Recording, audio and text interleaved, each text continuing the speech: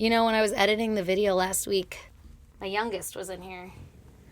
And, like, I did one of those, like, give-up battles, you know, where, like, normally the rule is you can't come in here. Yeah. And then half the time I let them in here, but they have to sit, like, in the corner and not touch fucking anything. Yeah, which at that point, like, just get out. Yeah, just get out. You and don't they wanna be in always... here. It's not fun in here. They always slowly adventure over to all this cool shit. Yeah. And the oldest one will just look at everything. And, like, he'll touch, like, a candle, you know? Yeah. And he's, like, side-eyeing me, like, does mom know? And I'm like, I fucking bitch, I know. know. I'm trying to get shit done, though, so I'm letting it slide. And then he'll hear a bad word, and he'll be like, why'd you say a bad word? And I'm like, fucking mind your business. Because you're not supposed to fucking be in here. Yeah, that's what this is about. And then the youngest one, this last time he was in here, I had given up all hope. I was like, I don't fucking care. Burn that side down. I just need to get this shit done. It's like noon on a Sunday, and this is going to take 500 years to load. So he's over here minding his own fucking business and spills fucking yogurt everywhere. Like, it just was, I forgot where I was going with this, other than it was just like pure fucking disaster because I had given up on my boundaries for a second as a parent. Yeah. They're hostile as fuck, those kids. They are.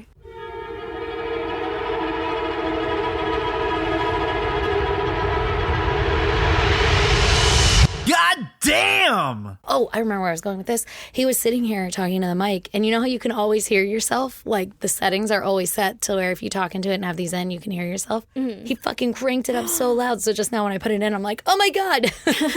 You were talking normally, and I'm like, ah! Like, it's so loud. But he was like, you know, trying to whisper, because I'm always like, don't make any noise, because I have to hear, so I can, like, align the audio and the video. Anyway. Man, I won't do anything with my kids around. I'm like, no, good luck. Stay outside. You're such a nice mom. No, I'm just fucking, I don't have healthy boundaries. I don't think they're boundaries. I think maybe they're boundaries. I think I'm just mean. Mm. I'm like, you'll deal. I'm doing that, like channeling my mom, you know? Yeah, like, fuck it, suck it up. Yeah, they're like, stay outside until the sun goes down, and Leave then me you the can fuck come alone. home. The amount of times that my childhood comes up in therapy, and I just think, wow, I'm a vastly different parent than mine. I'm pretty sure that's, like, true for all of us, though. Yeah. I mean, for the most part. It's just like, you know, like, my dad was in the Navy. He was gone all the time. Yeah. Like, when I think back, I'm like, oh, I really don't remember him around. Like, I remember, like, obviously I'm loved and all this stuff, and I kind of remember him on the weekends sometimes, always doing, like, a project. Yeah. But, like, during the week, like, I would have died of happiness if my parents played video games with me. Oh, yeah, for sure. Or got on the ground and played any kind of game I was playing. Yeah. That wasn't a thing. No. They were busy. Yeah. My dad was literally gone Yeah. the entire week. And then on Yeah. the weekends, he'd be home. And then you were like, tread lightly. There's chores. Yeah, like, don't look them in the eyes or they'll tell me to clean my room. Exactly. Yeah. That's why you went outside. If I go home, I'm going to have to do chores. Exactly. And now with my kids, I'll be like, hey, bud, if you're bored, go clean your room. And they're like, I don't want to. And I just walk away because I'm like, oh, your screeching voice is irritating my ear holes. And honestly, I don't give a fuck if your room's a mess. Yeah. I clean mean- their room, which is... You clean it? Is that what you said? Yeah. I should. Half the time I'm like, fuck it. And then I just shove everything to the side and I like vacuum the center and I'm like, yeah, it's clean. To be fair, I only clean it if people are coming over, which Oh, means I'll be cleaning yeah. it today. Yeah. Yeah. For sure. I'm not like, and anyway, this is where your T-Rex goes. Oh my God, there for a while, I would pop a gummy and then I would just like organize the fuck out of all the toys because we have like those bins. So I'd be like, all of these are where your like race cars go. These are your figurines. And I loved it. Because of the, like, organizing, it felt so good. But then in 2 seconds, it'd be destroyed. And I'm like, what's the fucking point? Like, they don't care. Yeah, they don't care. Also, they will never play. They have so many toys they never play with until I go in there to start cleaning. And then they're like, well, don't throw this one away or don't give this one away. I love it. I'm like, this is the container that your dinosaur came with. Yeah. Like, your dinosaur's gone. And it's broken. Yeah. And it's like a cheap Walmart plastic one. Like, bro, this cost somebody $10. We could chuck it now. Yeah, right. And it's really broken. My kids do the same thing. Yeah, and then Especially I keep it with, like, because I don't have boundaries. Yeah, with stuffed animals, they cling on to it, and I'm like, okay, well, let's like toss this one or whatever, and they're like, no, I got that one. It's my whatever, blah blah blah. And I'm like, It's not emotionally. Like, yeah, it has a name, and he knows like where it came from and stuff, and it's usually like, I was playing with it at someone's house, and then their mom said I could have it, or something like that. I'm like, God damn it! All right. Oh my God. Anyway, how's it going, everybody? I'm good. Yeah, yeah. Yeah, me too. Me too. I'm totally fine. Everything's fine. Your voice sounds much better than it did in the voice text you sent me the other Yeah. day. Yeah, I was seriously concerned whether or not. Milking it. No, I did not have a voice all week. Like, it was a whisper. Yeah. And this was as loud as I could get. So I was really concerned about whether or not we were going to be able to record an episode this week. Yeah, you're crushing it. Like, I was thinking 2 options. One, you have to research and you have to bang out another one, which is not ideal. Not ideal. But then I was going to offer the other option of, like, let's just post a Patreon. Oh. Which we never do lightly. Like, I don't want to give away something somebody Yeah. paid for. Yeah, That really yeah. bothers me. So it's Yeah. only in an emergency. And I was kind of scoping this one out as an emergency. Oh no. I then, didn't even ta-da. offer to research. I was like, dang, You'll be fine. that's crazy for you. I didn't expect luck. you to. I was. We had plenty of time. That was like Wednesday. And that's so much time for my voice to come back. Right? Yeah.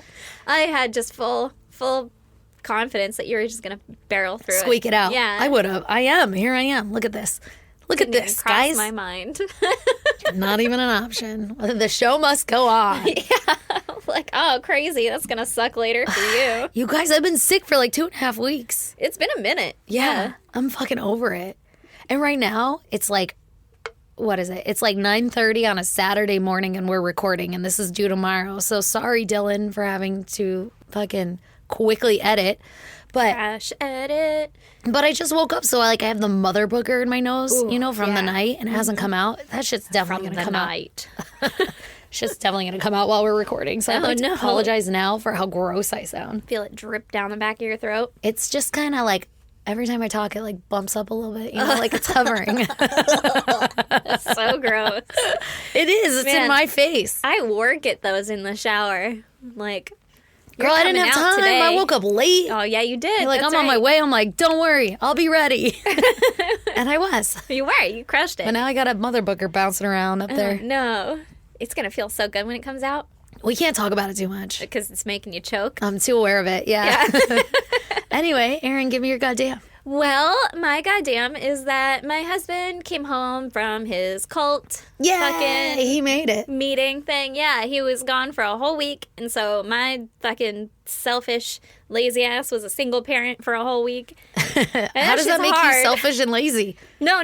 I'm normally selfish Oh, and lazy. okay. So it was extra hard. It was extra hard because I'm selfish and lazy. And my kids are like, I want water. And I'm like, me too.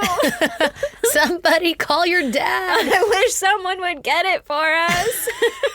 That's when you get the kids to get it.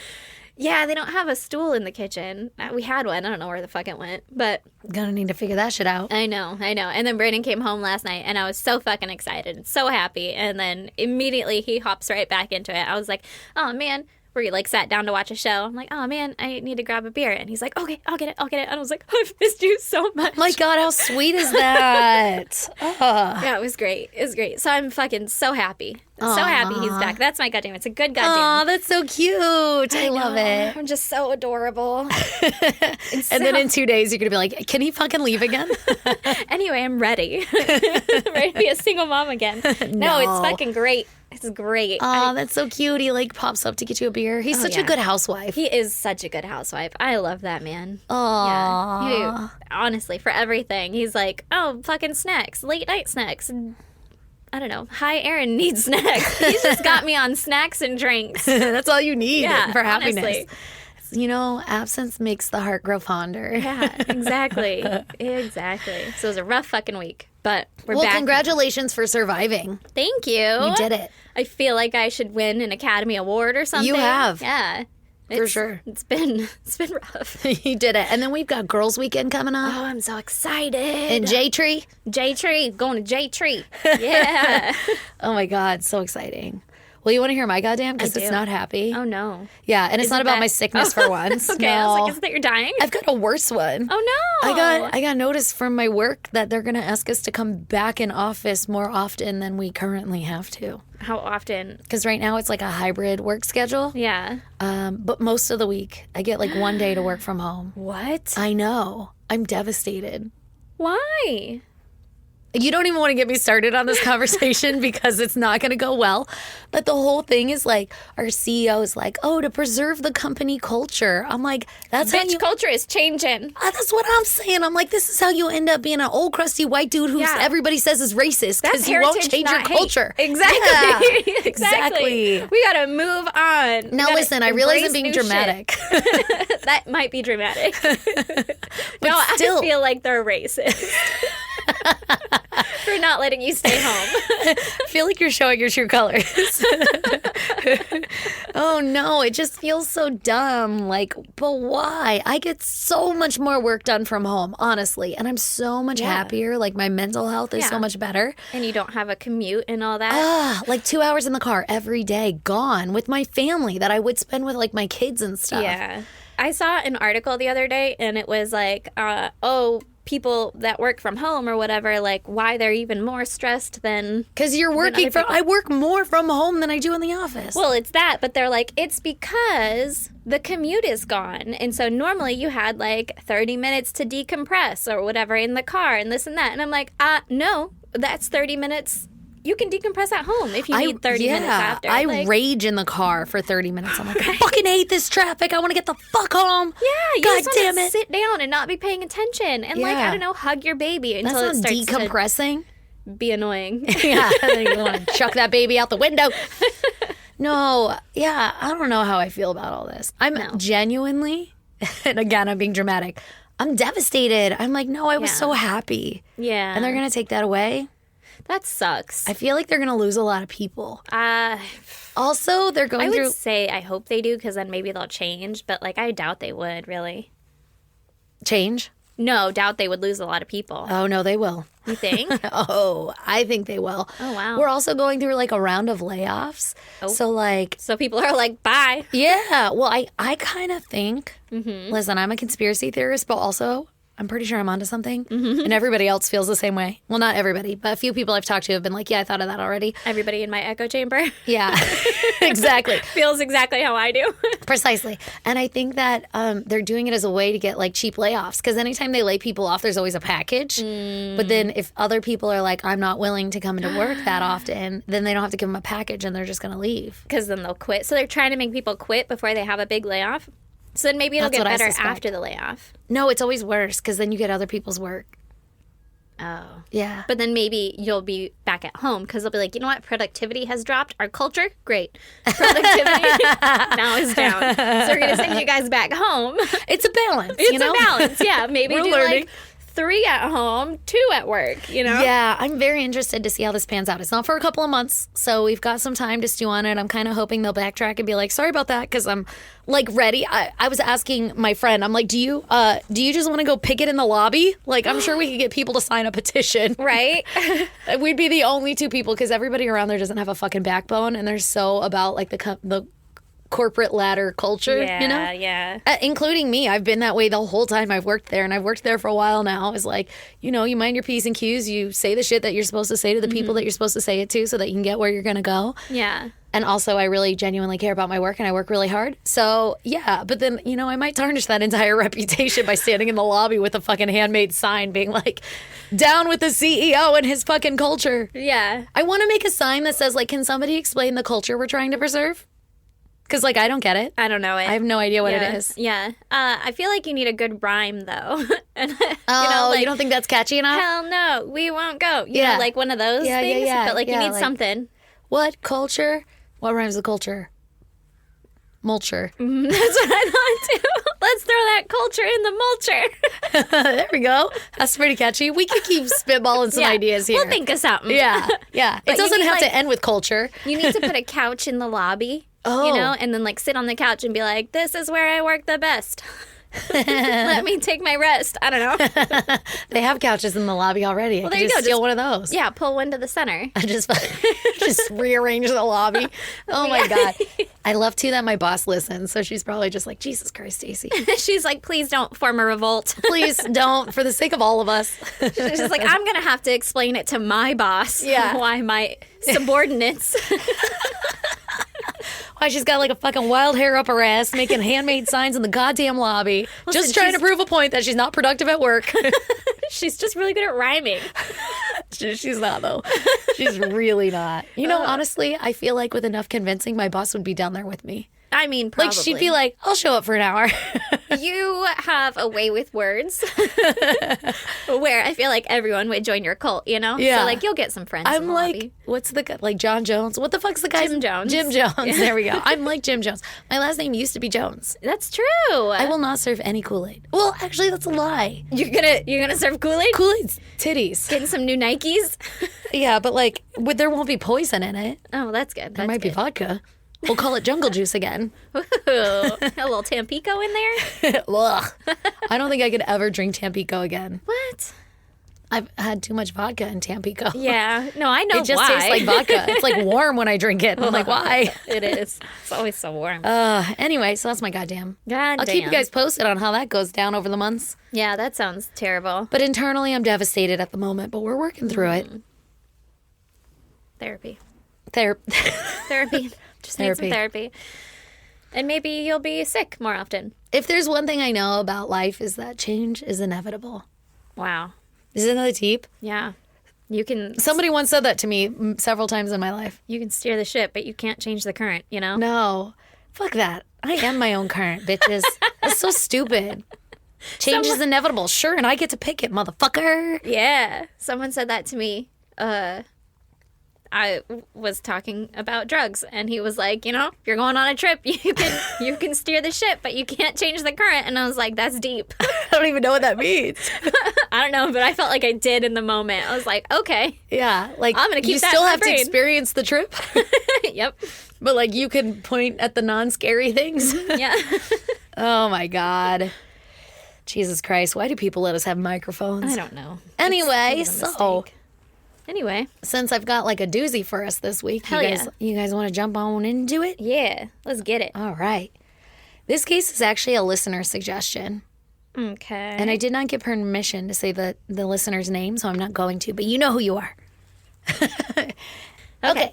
So this week I am going to tell you about Michelle Manders. Okay. Sup, Michelle Manders? Now, a majority, aka all of my information, came from one blog.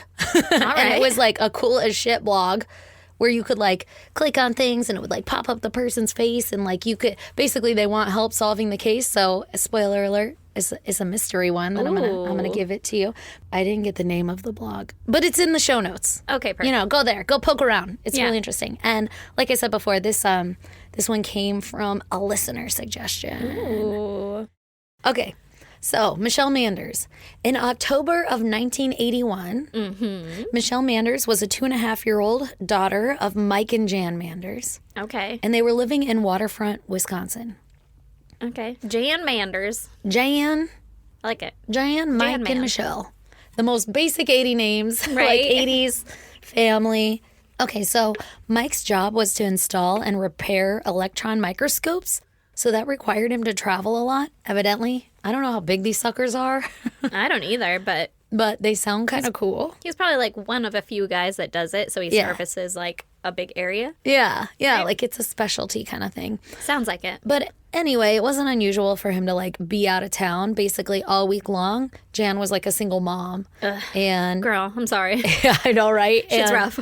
And he would be out fucking installing and repairing microscopes and then he'd come back on the weekend. Yeah. So Jan had 3 children. So she had Michelle, the 2.5-year-old, and then she had 2 other children, a girl and a boy. And they were all very young, like I think around the ages of 4 and 5. Okay. So 3 very young kids at home during the week all by herself. My personal hell. Yeah, rough. Yeah, exactly. Michelle was your typical free-spirited child, and she wasn't afraid of much, except for the dark. So it wasn't unusual for her to like climb in her mom's bed at night, which fucking preach. Yeah. I got 2 of those in my house. Yeah. But Michelle was very adventurous, and she would play in the backyard with her siblings. Now, from what I can tell from the pictures, the backyard is kind of like your typical, not like San Diego backyard. Like, it's not fenced in. What state is this? This is Wisconsin. Okay. Yeah. So, like, everybody's got, like, a decent amount of property. Everybody's playing in the fucking yard. There was, like, railroad tracks and a river in the neighborhood or something. But, like, everybody kind of played in a common area, whatever. There's Yeah. nothing fencing the kid in, but she was hanging out with her older siblings. And so on a few accounts, it wasn't unusual for Michelle to like turn up on a neighbor's porch because they're like playing in the neighborhood. Yeah. But she's 2.5, but it is the 80s. And That's fucking rough. I know. And she has like her other siblings. But basically, it wasn't unusual for her to like be outside, wandering around, playing around. Like the mom obviously would like keep a close eye. But if she like ran inside real quick for something, the little girl wandered off. A couple occasions, she was like on a neighbor's doorstep or whatever. Okay. It sounds really shocking to me, but I do remember, I think I was 3 and my brother was 4/5, and we would Go be run around fucking and play. everywhere. Yeah. Like all yeah. over the neighborhood. For sure. Now, I remember being around the same age. I must have been younger because I fucking compartmentalized my memories of my childhood based off of the house we were in because we moved so much. Yeah. And so then I know what age I was. And this one house that we lived in, I had friends down the street and they were like a block away. And I had my 3rd birthday in that house right before we moved. So I must have been under 3. And I remember with my brother walking down the street. And this is like a street where cars drive. And going to their house and then coming home all the time. Like, it's very normal. And it was a safe neighbor. Like, I was fine. Yeah. But I can't even imagine. Can you imagine sending your youngest? No. And mine is almost 4. Yeah. But anyway, so it was pretty common. Like, it's not like she's a bad mom. Yeah. Especially in this time. It was a different time. It was. Yeah. That's just. And she was watching her kids. It would be like, oh, I'm just going to run inside real quick. Which I do that shit all the time, but my yard is fenced in. Yeah. So, like, can't blame. Okay, so there was one account where the kids were playing outside and Jan couldn't find Michelle. And she panicked. Yeah, panicked, called the police, and the police ended up finding her just down the street. And she was walking around with their family dog and cat. And Jan was really upset with Michelle. Like, Michelle, you can't, like, walk away like that. And Michelle was so confused. She was like, I was just following the pets. Like, I wanted to see where they go all day. Like, what do they do, you know? Yeah. So, like, very innocent, obviously. Yeah. You know? This is also a time when dogs were off leash and just like in Fucking the neighborhood. free. Yeah. You know, it's probably still like this in like places like Wisconsin and shit. We live in fucking San Diego is like a different world. But still, my neighbors had a dog that was a loose dog always. And all of my neighbors growing up had loose dogs. All over the place. None of them do now. I walked home from school and you'd like go different ways. Because, you'd see a dog and you're like, oh, God damn it, that one's angry. Yeah. Ooh, stay away from that There one. were so many angry Actually, ones. I remember that too, like riding my bike around the neighborhood and fucking booking it from a dog, like chomping at my heels. Yeah. And now, none. No, you it's would because never. everybody wants to fucking put him down and shit. So now as a dog owner, you're like, well, I don't want my dog to die. I guess I'll keep him in this yard. But I also don't want him to get hit by a car. Like, that's literally That's true. how one of them died. Yeah, And is it was that like one the of yours died? sweetest little old one. Exactly. Yeah. Like, that was our own car. That is so true. Like, I have childhood trauma from like the neighbor's dog getting run over. Yeah. And the ear being under my car. Sorry, guys. Yeah. And You hit it? My parent. No, it fucking exploded. It was like a chihuahua. And its ear ended up. I don't know. I'm sorry. And its ear ended up underneath my car. And my parents were just like hosing it away. Yeah. How? I don't want to know. Well, they were trying to help the neighbor out by hosing it off. Like, you don't have to see this. They were like, don't worry, I'll get the pressure washer. And I was like, is that a fucking ear? Yeah. oh my God, that's so sad. I almost got a chihuahua this weekend. Or You need Tuesday. to. It was Tuesday. It walked by me unattended. And I was like, Aaron, you are the most dangerous. I was at T-ball practice and it was just fucking living its best life. And I was like, You about to live your best life with me? that dog ain't got no parents. And then I watched I'll him be for a your while. mommy. And I saw no fucking responsible owners nearby. And so I was like, I guess I'm going to get that dog. And so I told my baby, I was like, hey, you stay right here. I'm just going to get this dog real quick. Yeah, which is another like, you know, how could you leave your kid outside? And I'm like, Well, I had to go get a dog. you stay right here. Don't talk to strangers Oh my except God, for that's ones that talk to you. See? Yeah. And then the dog was gone. Fucking vanished like a phantom. It's probably for the better. That's the universe telling you, Aaron, no. Aaron, no. Need a fucking dog. Anyway. Okay, so. Don't even know what we're talking about. I don't either, but not Oh, uncommon. yeah, she was for following the pets. animals to be loose. Yeah. Okay, so now it is October 13th, 1981. Okay. and Jan puts Michelle in a pair of new pink footy pajamas. Hell yeah. And they had just had like Burger King that night. Like it was a rare treat. And so she got like a chocolate milkshake or some shit. And so she was kind of hyper and it was hard to put her to bed. Yeah, she's fucking ready. Yeah, the little girl's ready. And so Jan kept trying to put her in her crib like, hey man, you need to go to sleep. And Michelle was just like clinging to her like, I don't want to go to bed. I want to stay up, whatever. So eventually Jan gets Michelle to go to bed by laying in her older sister's bed. Like they must have shared a room or something. And so she lets her lay in bed with her older sister, and that's how she gets Michelle to calm down for the night. And she, like, finally can go have her fucking mommy time. Like, okay, cool. Yeah. Peace out, deuces. That night, Jan had her friend Terry Mueller come over, and she spent the evening teaching Terry how to sew in her living room. So the kids are asleep. They're having, like, a sew party. Terry and Jan had met in this nursing class just a few months before. And Terry had it was described as a metabolic disorder, I'm guessing at birth or something like that. And it caused brain damage. And she suffered from schizophrenia and she couldn't read well. So the two had met in this class. And Terry kept asking Jan for help, like during the test to like read the questions. But Jan never wanted to help her because she didn't want to get like accused of cheating or anything like that. Yeah. So they go through the whole course. And at the end of it, Jan gets offered a job. But Terry doesn't because she doesn't pass, right? And so Jan felt really bad for Terry after that class and was like, hey, let's go get coffee together. Like, you know, I'm kind of sorry I didn't help you out. Like, let's be friends, though. You know, kind of made a friendship out of it. And so she treats Terry to coffee and Jan tells her all about her children. You know, like I got 2 little babies at home or 3 little babies at home. My husband's away, blah, right? And Terry tells Jan all about her husband, Joe. And Joe had spent time in jail for like burglary and shit. And I guess Terry's parents didn't like Joe because of his background. So Terry was kind of confiding in Jan, like, yeah, I've got this guy I absolutely love and adore, my husband. My parents really don't like him, so it causes problems. But like, I'm head over heels for him. Okay. And the two started to develop this friendship. And Terry would talk about Joe and Jan would talk about her family. So I guess they would start hanging out. Like there was a park close to Terry's house. And so Jan would take the kids to the park and Terry and Joe would meet Jan and the family at the park often and they would all kind of like talk. They were becoming friends. Yeah. But Joe like absolutely loved and adored the children, which I know we're going to be like, that's weird. But like he's a guy, whatever. Some people just like, we have friends who like get along with the kids really well. It's not weird, but it's weird because we're in a true crime podcast. That makes me instantly suspicious. Yeah. Okay, well, here's where it is weird. He would carry pictures around of the family in his wallet. So I think that's kind of weird. Yep. I'm just throwing that one out These there. ones aren't mine, but you know. Absolutely love and adore them. And we've been friends for a few months. Yeah, Kinda that's weird. That's weird. Kind of weird. That's weird. But also, like Terry and Joe's whole relationship is kind of weird, you know? Her family thought that he was taking advantage of her, like mental disabilities and like using her. I don't know what, maybe money or something. I don't really know. But yeah.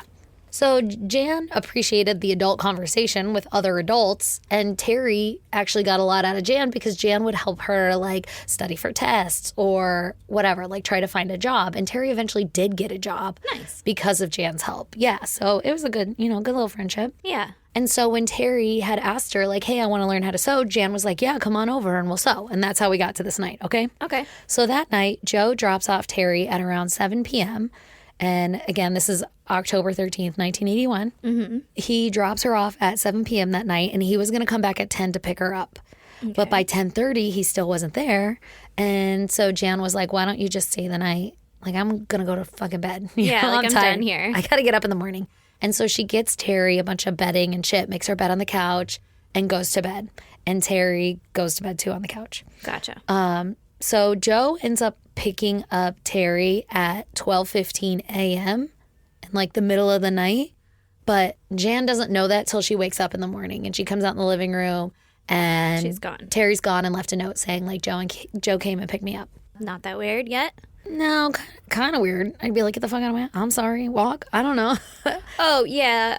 But yeah. Yeah. Yeah. That part's weird. But like, if I was like, anyway, I'm going to bed, like, you can figure your shit out. If you've passed that part already, it's not weird that he then picks her up when he does. Yeah, like, yeah. I'd when be he so can, pissed. I'm presuming. But it sounds like that's kind of how their relationship worked. Like he just did whatever the fuck he wanted and she listened. Yeah. So Jan goes in the kitchen. She starts making breakfast. This is their normal routine. And usually Michelle would come out and would wake up on her own and come out to have breakfast. But that didn't happen this morning. she's noticed that Michelle was still sleeping. She goes into her room to wake her up, opens the door, and Michelle's not in bed. I hate this. This is the worst feeling in the world. I know, right? I mean, I've never felt it, but I can only imagine it's the worst feeling in the world. She definitely starts to panic. And so she evidently tries to cover her concern from like the kids, the younger children. And she sends her son off to school right away. Like, okay, I guess the school was like down the street or some shit. Like, go on. His name was Christopher. So she sends Christopher out the door. And the other daughter who was sharing the bed with Michelle, her name is Jennifer. And she was still home because she didn't go to school yet. And so as soon as Christopher left the house, Jan starts tearing the house apart. And Jennifer remembers sitting there watching her mom tear the house apart looking for Michelle. Oh my God, that's so scary. And so she starts freaking out because she can't find her. And she's like screaming for Michelle. She calls Terry on the phone, and Terry's at work. And she calls Terry on the phone and she's like, where's my baby? Where's my baby? Like, what's going on? What happened to Michelle? And Terry's like super confused. And she's like, I don't know. I don't have her. Like, I have no idea what you're talking about. And Jan immediately calls the police.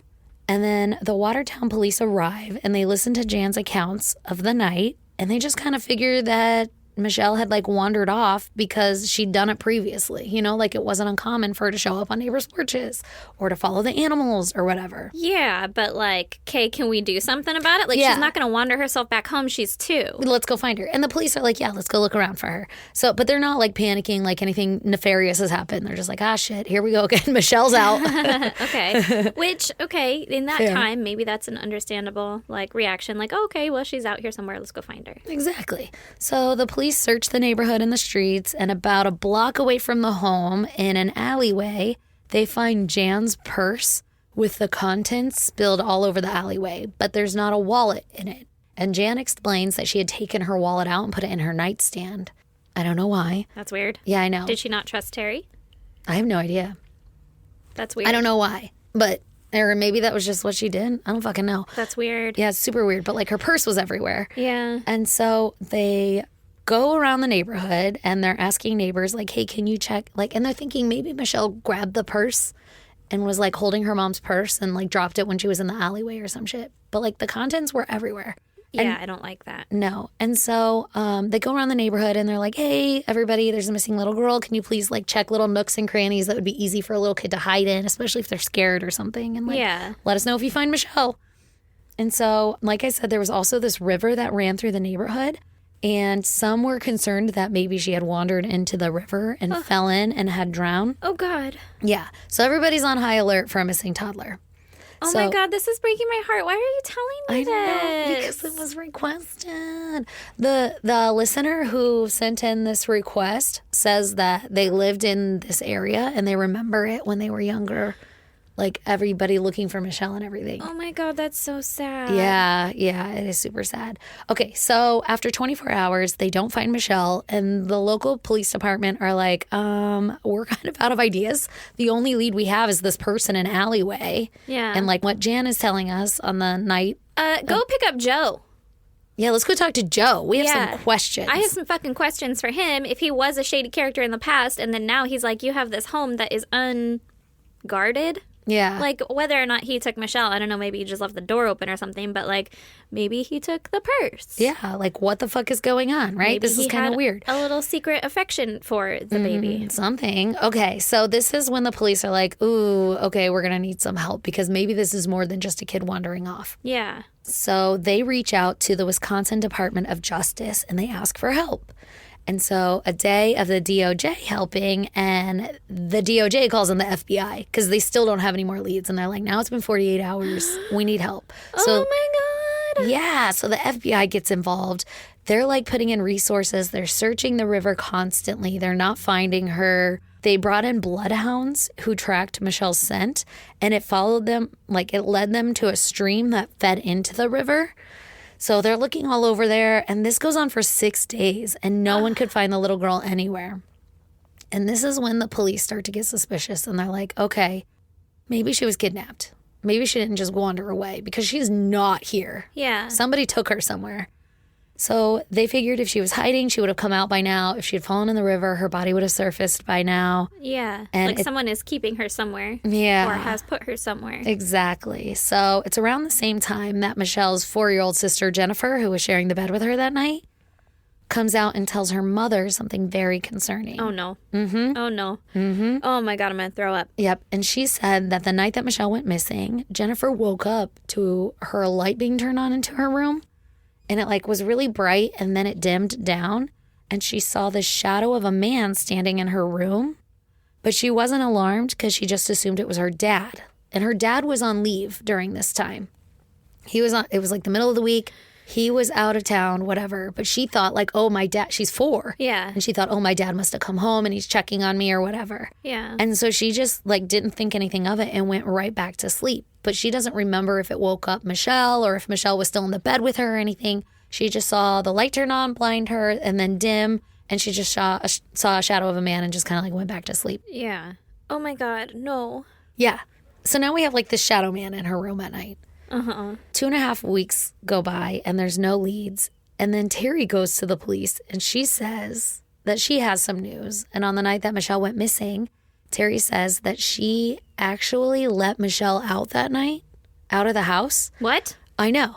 While she was like waiting for her ride, Terry says that night she gave Michelle Jan's purse and then opened the door for the little girl to go outside. Like, go about your day, honey. Like it's time later, for loser. work. Yeah. But this would have been at like midnight or something, you know, like after Jan had gone to bed. Okay, so that's not what happened. It's weird, right? And No, also, that's not what happened. What happened is they took the baby because maybe Joe wanted her to or whatever, and that they took the purse and the baby, and Terry knows about it, was there for it, but now she's trying to like make it this less severe crime. Like, I didn't know that she was gonna go missing. Yeah, maybe. I don't know. She just travels the neighborhood, so I let her outside. Like, that's like saying, I didn't mean to do it. Yeah. You know, like it was an accident. All I did was open the door. Yeah. She went outside. Exactly. Well, and then, you know, she And suffered. you're involving yourself with the purse and shit. Like, that means that you know. You know. Yeah, something's everything. going on. That's not what happened, but you know what happened. Yeah, this whole thing is really messed up, though, because Terry has mental disabilities, you know? And, like, people Yeah. in her life, like Joe, could be taking advantage of that and having her say shit. Yeah, and that's maybe, True. yeah, like Maybe. Who he's knows? having her say, like, Or oh, this she is had- a plausible thing, but they'll blame it on you, and then you can't really get in trouble for it because you have this disability. Yeah. Or also, she suffered from schizophrenia, so maybe she's making the whole thing up and she doesn't know she's making it up. Oh, God, that's scary. You just don't know. It's kind of an unreliable witness kind of situation. Yeah. Okay, so the police don't know if this is like true or delusion or whatever, but another weird thing is that Terry says that she remembers having trouble with the lock, like the deadbolt on the door, and that she felt somebody push her forward or something, which I thought was really weird, but maybe they were just like bringing it up to be like, wow, there's a lot of detail in this story. She must be telling the truth or she must be lying. I don't know why it was mentioned, but I guess I'll share it with you guys. Okay. So she doesn't have like an explanation as to why or anything, just says she does it. Also, I want to note that there was like a thunderstorm happening that night. So like no little kid's going to be like, yeah, let me just go outside. My kid would. Well, your kid doesn't know what a fucking thunderstorm is because we live in San Diego. It has rained before. Yeah, but like thundering, every little kid is like, fuck. And Michelle was afraid of the dark. Oh, okay, fair. Yeah. My kids literally sit at the sliding glass door. The one time we had a lightning storm, pulled out their like little couches and like sat there eating popcorn, watching the lightning. Idiots. It's fun. We do it on our balcony. Yeah, it is really You fun. know, like if it's over there, then you're like, yeah, hold this umbrella, babe. So you don't get rained okay, on. now we got to go inside. Getting a little close. Okay, so this whole thing changes the direction of the investigation. Mm-hmm. And now Directly to Joe. the police are like, no longer are we thinking that she was kidnapped, but they're going back to the theory that she just wandered away. Mm-hmm.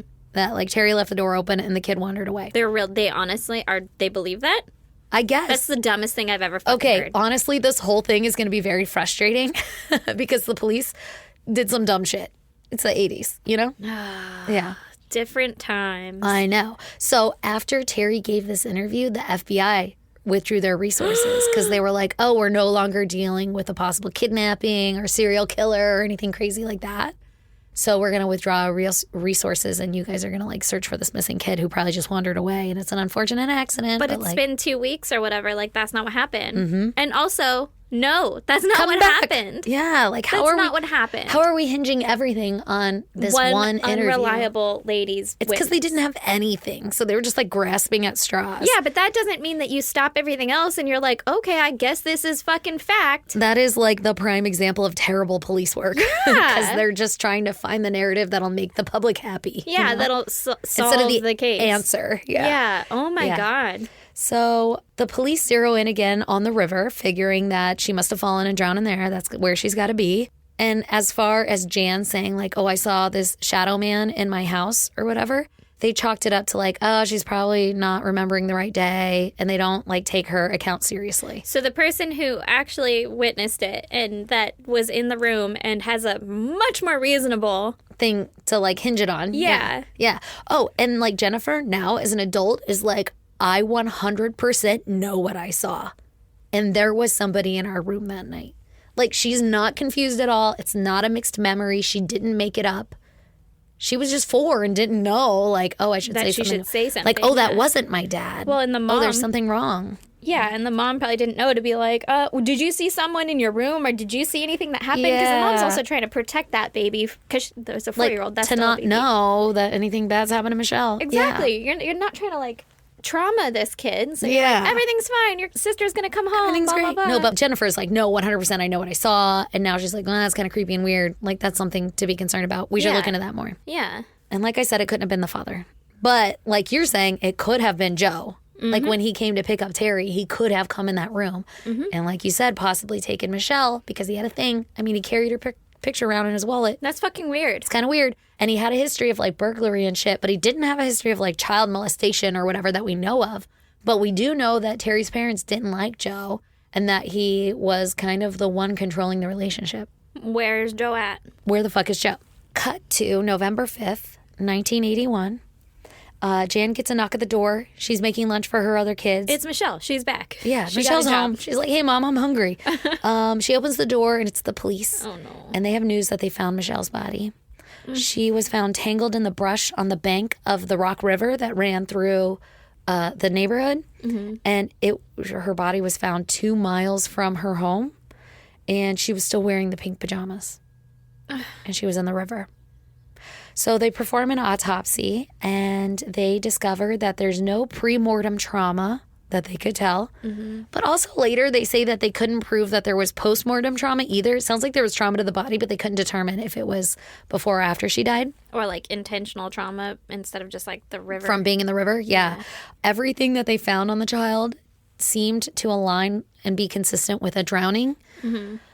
There was a possible hemorrhage in her skull, and it had been found, like, she'd been found with, like, bleeding near the inner ear or something like that. And I guess that's something that can be found in strangulation or smothering. Oh, my God. But it could also happen in drowning, I guess. I don't really know.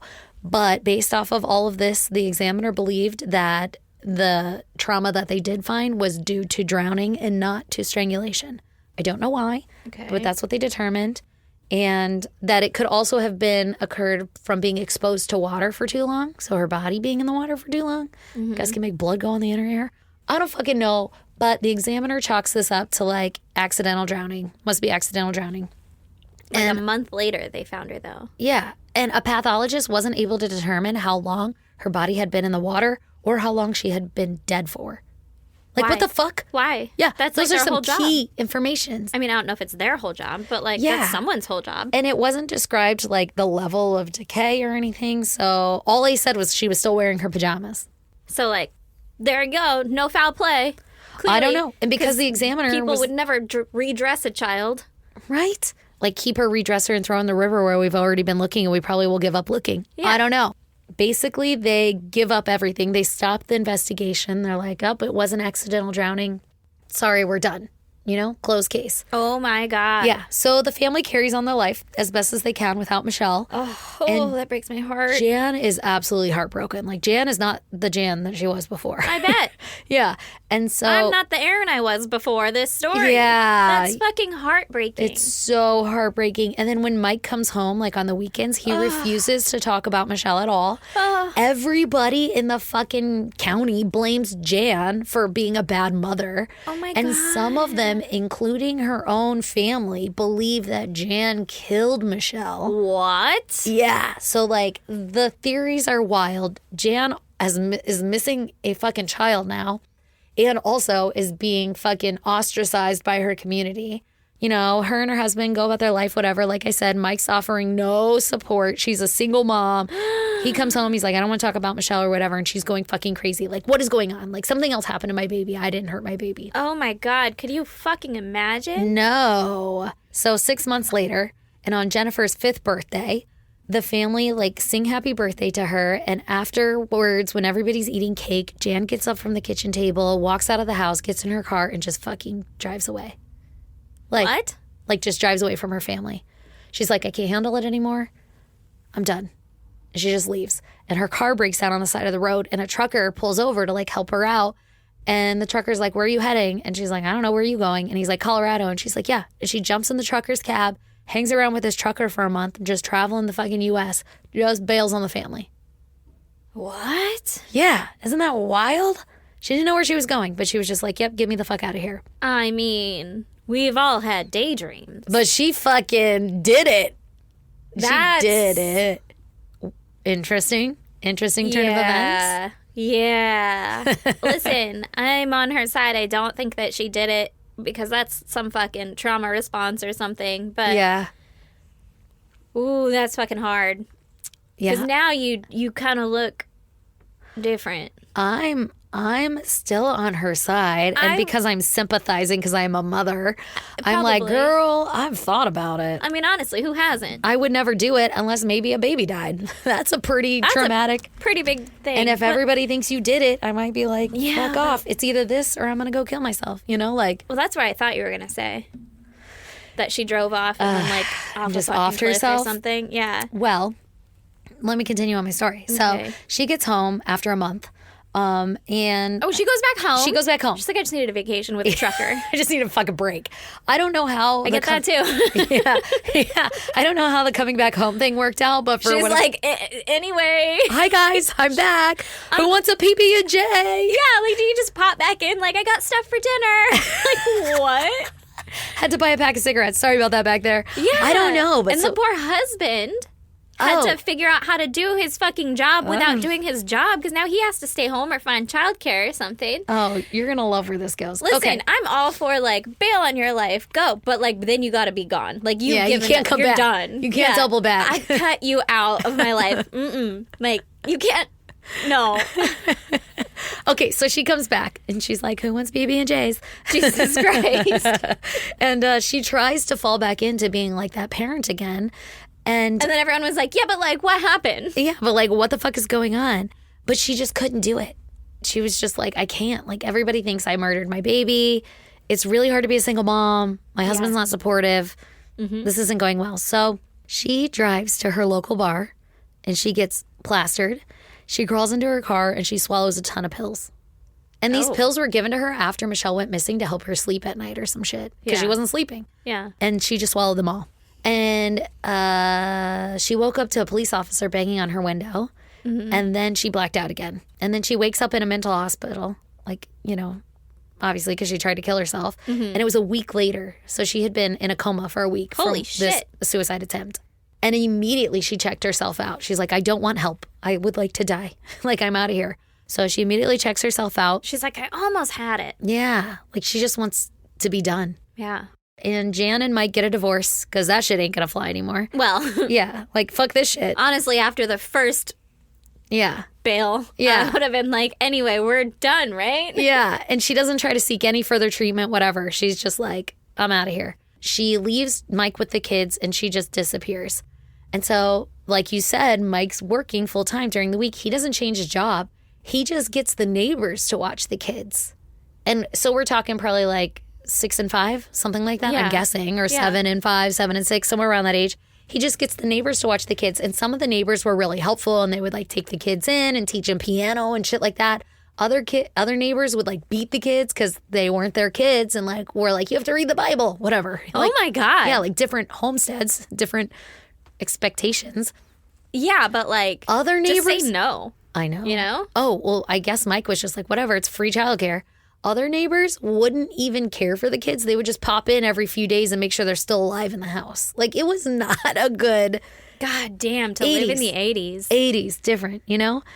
So Jan, you know, bailed on her family, basically, and she becomes obsessed with solving Michelle's case. Like, she is not happy with the whole, like, she fell into a river and drowned kind of thing. So... no one has spoken to fucking Joe yet? I guess police somehow had Joe as a main suspect. Joe and Jan were kind of their main suspects. Like, it was either the mother or it was this guy Joe. Or it was the chick that's clearly telling lies. Yeah. That's fine. But they think that she's being manipulated by Joe. Yeah. That's the reason she's telling these lies or whatever. Yeah. But then... So maybe hold on to her until she's got something else to say. I guess. But is that a bad interrogation? Am I a bad cop? I don't really know, honestly, because I'm like, see how long they can go in an interrogation before they crack. Really wear them out, you know? Yeah. Get them to falsely confess so I can go about my life. Well, I guess just like the turn of events, like I said, they kept being all wishy-washy and then like going back to like, oh, well, she must have drowned because look, here's her body. I'm done. Job's done. Yeah. Close the case, her whatever. Her pajamas were on. Therefore, it's not a murder. Everybody knows your clothes come off during a murder. Also, there was like no sign of sexual assault, but they didn't collect like DNA or anything. So there was literally no physical evidence in this case that was preserved at all. And they couldn't say how long she was in the river or how long. And also, if she was in the river, DNA could have potentially washed away if she was in there for a long time and a certain amount of decay and all that stuff. So Jan is absolutely obsessed with solving Michelle's case, which I don't blame her. And it obviously takes over her life. Yeah. And she can't let it go. She calls the police and she's like, hey, what the fuck is going on with this case? And they're like, oh, that shit's closed. And she's pissed. Like, oh, that shit's closed. Yeah. Oh, we did a bang up job back there. Yeah, that shit's closed. Are you calling to congratulate us? Yeah, there is no further investigation going on. And she's pissed. And so she starts calling private detectives. Like, she's just flipping through the phone book, calling private detectives. But she can't afford any of them. Yeah. And then there's one private detector. There's one private detective who's... Sorry, private detector. There they are. Found your dick. Wasn't hard. Imagine those like water sticks. Like crosses, the witching sticks where like when it crosses, it's found water. Oh my God. Anyway, so she finds one private detective who is familiar with the case because I guess he reviewed Michelle's case in a similar incident because he was thinking maybe it's a serial killer or some shit like that. Mm-hmm. So he was familiar with the case and he offered to take the case on for free. Oh, wow. Like, yeah, I'm actually invested in solving this case too. Okay. So now it's been a year after the incident, and the detective gets a new clue. I guess in reviewing all the fucking paperwork, there was a group of witnesses who were waitresses at a cafe that was located 70 miles away. 70 miles away. It was called Black Earth Cafe. Uh-huh. And they, during the time that Michelle was missing and the police were asking for any leads, they called the police and they were like, we saw Michelle at this cafe. What? And she was with this older couple that didn't seem to fit the age range of parents, but more of like grandparents. And they were like... How old were Terry and Joe? They were younger, so it didn't match Terry and Joe's. Okay. Did you just see a random kid? Well, we don't know. So the private detective's like, oh, this is a hit. And I guess what had happened was like they went to their local police and they were like, hey, we saw Michelle. We know for a fact it was Michelle. It's like fresh in their mind. This happened like a week ago or something. Yeah. And so the local police forwarded it to the waterfront police, and the waterfront police were like, okay, detectives will be in touch with you shortly. But they never got in touch. They never followed up on that lead. So now this private detective's like, I'm going to have a fucking conversation with you. Yeah. And so they go and they interview the waitresses and they were like, yep, we remember that it happened around the same time that Michelle went missing. This couple was like in their early 40s or 50s, something like that. Again, maybe grandparents, but kind of too old to be parents to a 2.5-year-old. And they said that the man ignored the kid and the woman wouldn't let the little girl have like a scoop of ice cream when the waitress offered it for like free. Mm. And they recognized, like it stood out in their mind because this cafe only ever had locals. So like they weren't locals. And they were like, this is fucking jumping out in my mind. Yeah. So at one point, the lady takes the little girl to the bathroom and she's screaming the whole time. And the whole cafe can hear this little girl having a fucking meltdown. And quickly after that, the couple pay their bill and leave. And they never saw them again. But when the waitresses saw the little girl's face in the news, they were like, 100% that's the little girl we saw. Oh my God. Like, we know that was Michelle. So the waitress says that the woman was like about 5'10" and 150 pounds, heavy set, with gray streaks in her hair, and her hair was dark and short. And the man was shorter than the woman and was about 130 pounds or so, and he had auburn hair and wore glasses. This private detective ends up asking, I don't know if it was one or all of the waitresses, to be hypnotized to go back over this account that they had and to get every fucking detail that they could. And from this hypnotism session, they get a composite sketch of this couple. Now, the couple does not match Terry and Joe, like we said before. Yeah, but it could have been like his grandparent or his parents or something. Sure, like let's start asking around. So they take the composite sketch to Terry and Joe, and they're like, do you recognize these people? And when they're talking to Terry, Terry's like, hey, private detective, I have another thing to talk about. And this is something she'd never told the police before. But she said that that night that Michelle went missing, she was laying on the couch trying to fall asleep and she couldn't. And she saw headlights light up the living room. And so she went outside thinking that it was Joe coming to pick her up. And when she rushed outside, instead of seeing Joe's red 2-door Matador, I don't even know what kind of car that is. Anyway, but instead of seeing that, she saw a big white car with somebody in the driver's seat and the car was like idling. So the engine was on. That's all she says. And then a week later, she talks to the private detective again. And this time she says that Michelle was in the back seat looking out the window. What the fuck? I don't trust this lady. What the fuck? I don't trust that lady at I all. know. Like she's like either this schizophrenia is so bad you should not be interviewing her at all. Yeah. Very unreliable. Or like you've been saying, she's telling little pieces of truth and trying to make it seem like, it's not that, you know, like, Like, I don't know. oh, I don't did know. see that, but like, I'm not involved. Yeah. She said that she didn't tell the cops at the time because Joe didn't want them to be harassed by the police any more than they already were. Like I said, Joe was kind But of there one was of a baby missing. Yeah. Like, sucks to suck, but sometimes they're going to get harassed if there's a baby missing. Yeah, but I guess, like I said, in the relationship, Joe was kind of leading Terry in what to do. Yeah. And Joe was tired of being pestered. He was one of the main suspects. So he was like, Terry, stop talking to the police. Like, you're getting me in trouble. And so Terry stopped talking to the police and didn't admit all this stuff.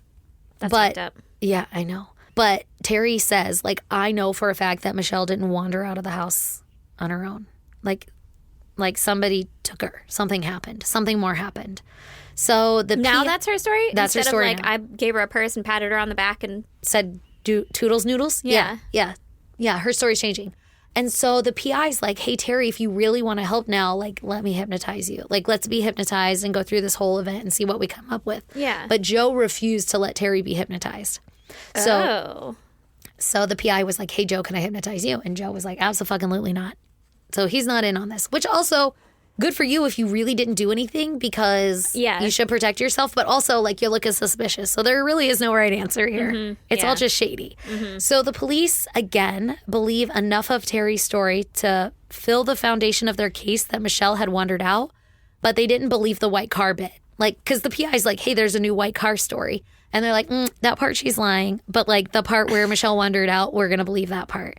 Well, like, I don't think that you should choose any of her stories. Honestly. Like, or choose them all. Yeah. Fucking, Like you can't pick and you can't you cherry can't be pick like what you that believe. one because that makes Fits the my least, narrative. Yeah. Waves. Exactly. So Terry and Joe don't look like the sketches of the older people in the cafe. They don't meet the description. And with the PI involved, the waterfront police decide, like, maybe we should go back and interview those cafe waitresses. Yeah, maybe. Like, oopsie, missed that part.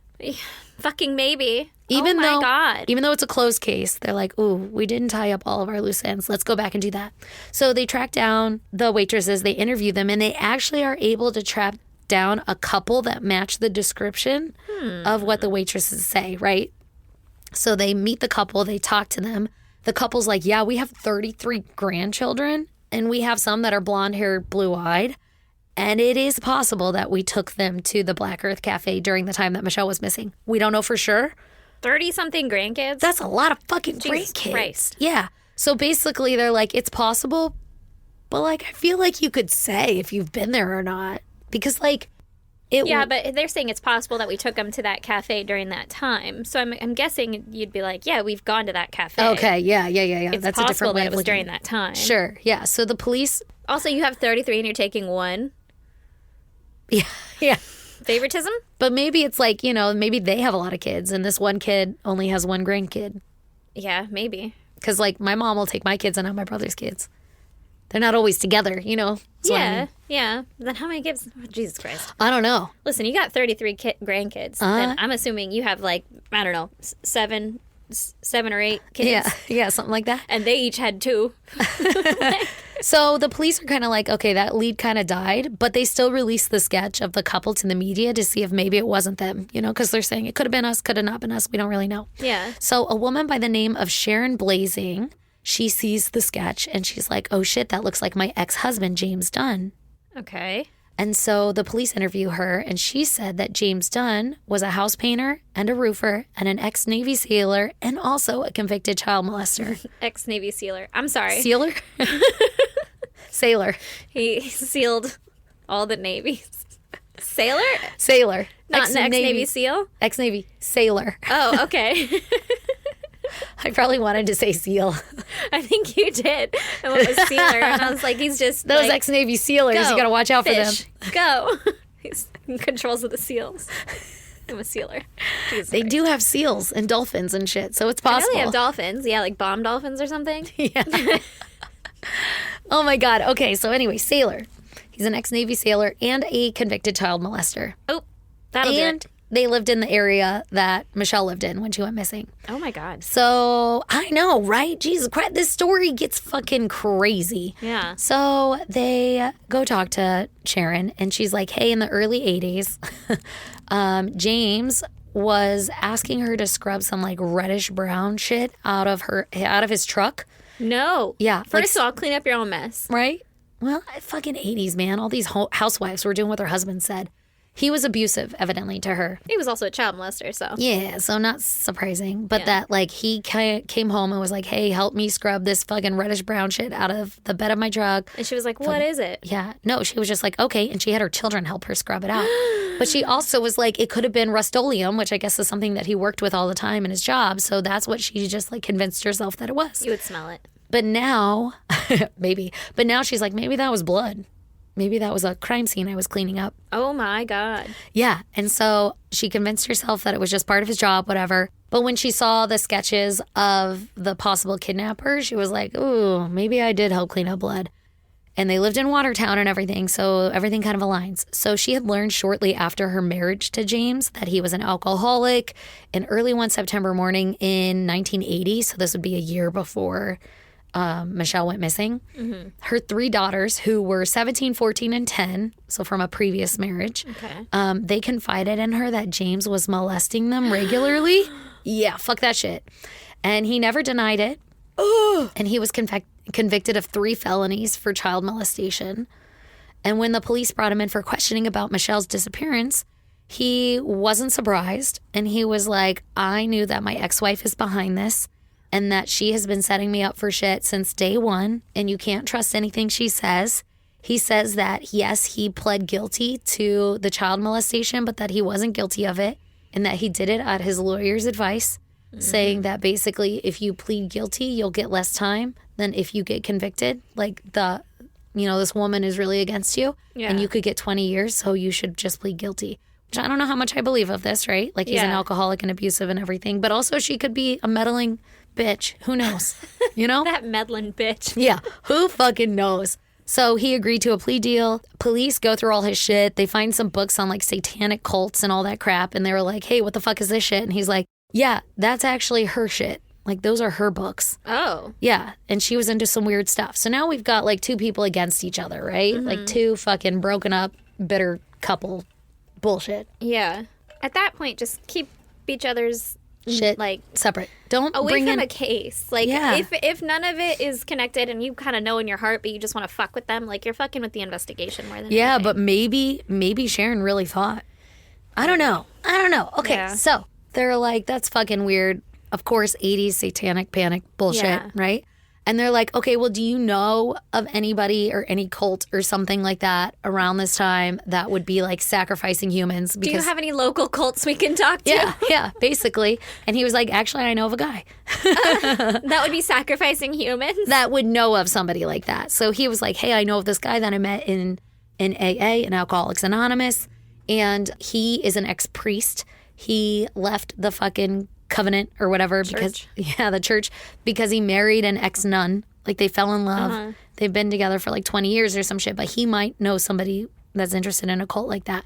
So the police track down this fucking priest. It goes into like this rabbit hole. Okay. They track down this ex-priest and they're like, hey, yo, do you know of anybody that, like, do you know of this James Dunn guy?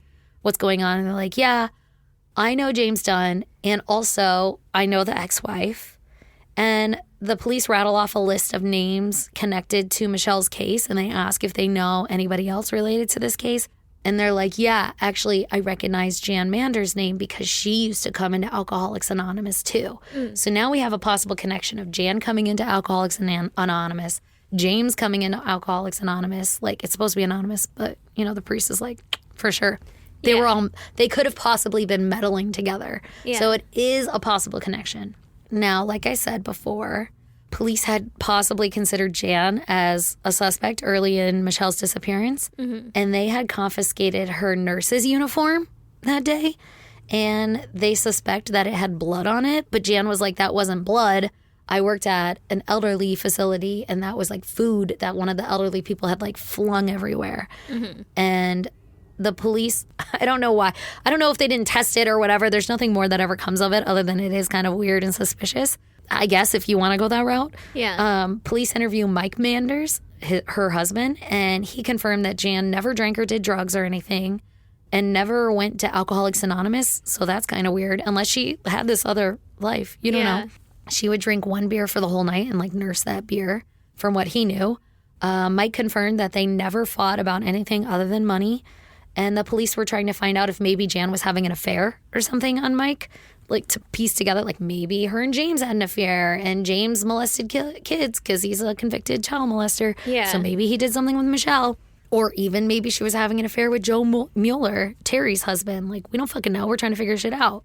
But eventually they clear Jan as a suspect after she takes a polygraph test and she passes. So they're like, okay, we no longer suspect her.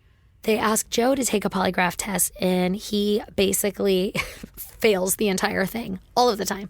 Like, his results were so bad, they were like, you don't even know if he's telling you his real name. Like, that's how bad they were. So, let me tell you a little bit about Joe. Joe has this son named Joe Jr., and big surprise. And he had actually died 6 years before Michelle's was found dead. His ex-wife that he had the baby with, but not Terry, obviously. Her name was Charlene, and she says that Joe had been very abusive as a husband, very violent, but never towards their son. But in the same breath, when the baby was 1 month old, Joe spanked the baby because he felt that it was being too spoiled and crying all the time. A month-year-old baby. Did you say a month-year-old baby? A month-year-old baby. Like of a year. Yeah. Fucking point. It is 0 and 1 month. Years old. I did say that. Dude, I haven't had food. I'm like shaky for my 2 cups of coffee. I am too. Oh my God, I need to eat something. Anyway, so Joe basically spanked a month-old baby because it was being too spoiled. Yeah, the disrespect, honestly. Yeah, seriously. But crying all the goddamn time. But even Charlene's like, but he wasn't abusive towards the baby. I'm like, I mean, kind of. Well, except for the times when he hit it. Yeah. But like, other than that. Seems kind of violent. Seems kind of abusive. Oh my God. Okay. Babies. He also left a space heater too close to the baby and it ended up burning the baby. Oh my God. Yeah, really sad, right? How did the baby die? So one morning, Joe goes to wake up the baby, and the baby had passed away in the night. Oh. So SIDS, I'm guessing. Yeah. The police immediately suspected Joe had killed the baby, but the coroner confirmed that the baby was sleeping on its belly, and it spit up in the night and choked on it. Oh. So the coroner was like, nope, this is not child abuse. This is SIDS. And so since the coroner went with that and wasn't budging, the police were like, we can't try to get Joe for murder. Yeah. When like nothing is aligning for murder. But also if it's on its belly and it choked on vomit. I didn't get that either unless it was like face down and it like piled in its face. Sorry guys, that's very triggering. Trigger warning. Sorry. Yeah. If you have a new baby, that's a new thing to be terrified of. Fuck it, apparently. God, baby sleeping in general is just terrifying. It's stressful. It's the most stressful thing in the world. Yeah. Yeah, it is. And you just want to sleep when they're sleeping, you know? Yeah, just sleep when they're sleeping. Okay, when the panic subsides. But also they could just die while they're sleeping. Fun fact. Yeah. Cool. Now, historically, Jan always felt that Joe could have something to do with Michelle's disappearance. Yeah. She says that the night that Terry came over, he dropped her off. Joe asked to borrow some money from Jan, and Jan said no, and that Joe got really pissed off when he left or whatever. And then she said that the next morning, Joe had stopped by unannounced, like the morning that Michelle was missing. Joe just showed up unannounced, and the whole time that she was looking for Michelle, he just sat calmly at the dinner table or the kitchen table or whatever and wasn't like helping her look for Michelle or anything. That's fucking weird. Fucking weird, right? That's weird. Uh-huh. Where was Terry? She was at work. And he's just gonna pop by his friend's Unannounced. Yeah, fucking weird, right? Don't like that. And then to not help. Like, Yeah, why and are to you not here help. then? And then when Michelle called the police, Joe left really quick before they got there saying that he had a job interview. And then later that morning, he called her back to be like, hey, I got the job interview, and never once asked about Michelle. She's like, fucking cool. I'm busy. I don't care. Yeah. Yeah. When police questioned Joe about that night, he says that he had dropped off Terry and never asked to borrow money, and that he had gone to a bar. He almost got into a bar fight, and then he picked up Terry at 11:45, so 30 minutes earlier than what Terry says. And then he went and dropped Terry back off at home and then went to a bar. Like he got like a 6-pack of beer or some shit, went to a parking lot of a bar and got drunk in the parking lot of a bar, which It's cheaper. honestly, I guess it is, but how funny. Like, Yeah. Yeah. Okay, You so know they sell that shit inside. yeah. Like, and who's going to be like, yeah, go meet Joe in the parking lot. He's getting drunk. I'd be like, bitch, come inside. Yeah. Maybe he was getting drunk in the parking lot and then going inside to Maybe, yeah, like pounding beers in the parking lot. Yeah. A little bar car. Oh my God, how funny. Okay, so he says that the reason that he was at Jan's house so early in the morning is because Jan had asked him to come over and watch the children because Christopher was going to go to school. So he'd be watching Michelle and Jennifer while Jan did laundry. So that's why he was there so early. That's fucking weird, right? And then he says that Jan had asked him, like, hey, go check on Michelle. Like, she's not up for breakfast yet. He walked in, saw Michelle wasn't there, and he called back, like, hey, Michelle's not in her bed. Like, you should be concerned. And Jan just kind of brushed it off like it wasn't a big deal. Weird. So now we have differing accounts. So who the he fuck do we said- trust? Yeah, he said that he went and found her. Yeah. or found out that she was missing. Yeah. That's weird. Yeah. And that he thought it was weird that she wasn't concerned. Yeah. So police were basically like, he could either be involved like 100% or nothing at all because nothing ever made sense. And he did, like, this was all during polygraph tests and shit. Like, nothing.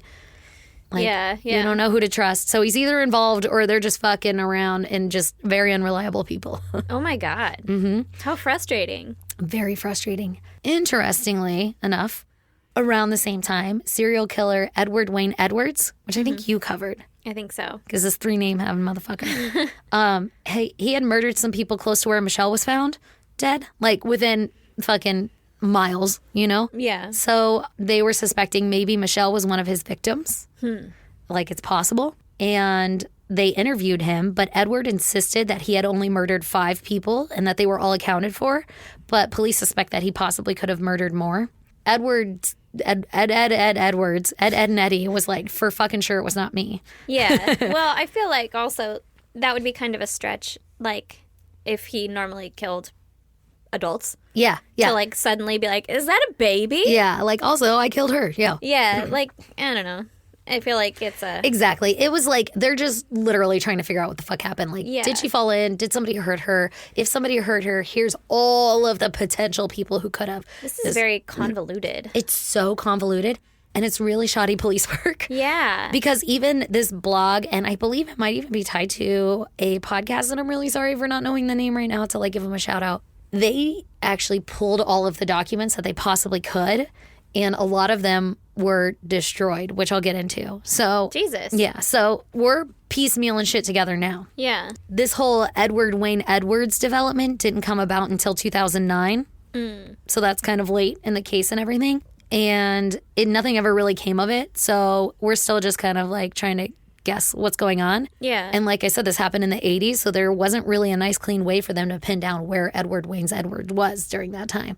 Like, yeah, he lived in the area and was, you know, killing in the area, but there's no way to link him directly to Michelle's case.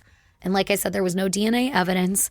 everything from the case that we know now was pulled from any records or news articles that we could find now. But a lot of the police evidence was destroyed because they're only required to keep it for 7 years if it's related to a unsolved, like, missing persons case. What? Hang on, let me see what it's called. How about forever? Accidental death. If it's related to an accidental death, Okay. they only have to keep it for 7 years. And this was ruled an accidental death. So a lot of the evidence and police reports and stuff were destroyed.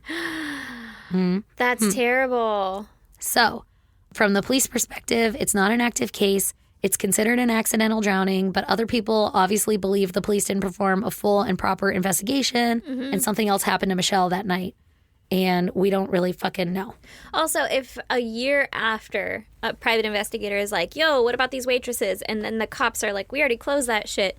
But like, what about those waitresses? Yeah, it makes you feel like, well, even now, so like obviously it's been a lot of years now and police chiefs have changed. And like the current one is like, that wasn't good police work back there. Yeah, so they admit that it's kind of Well, like. I guess also, they closed the case and then they're like, ooh, but you're right. Let's go investigate that just like this little bit. Do you have to then open the case? Like, is the case back open? I don't really know. Or are they just like doing it on their offside? spare time? Yeah, like what? I don't know. Because then I feel like maybe you should put like a little asterisk or like a little caveat. Closed, but like if you have any ideas. Yeah, exactly. Like, this is what we're pretty sure happened, but like maybe don't destroy it after 7 years because it's probably not everything. Can we keep this one just in case? Yeah, like a little.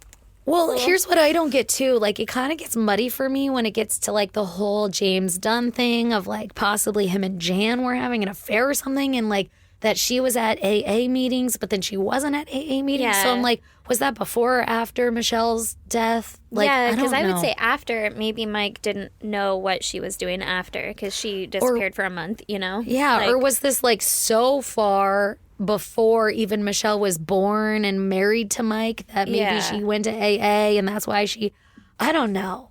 that's weird. I don't know, but I guess a lot of people don't believe that it was an accidental drowning. Yeah. And they think something happened.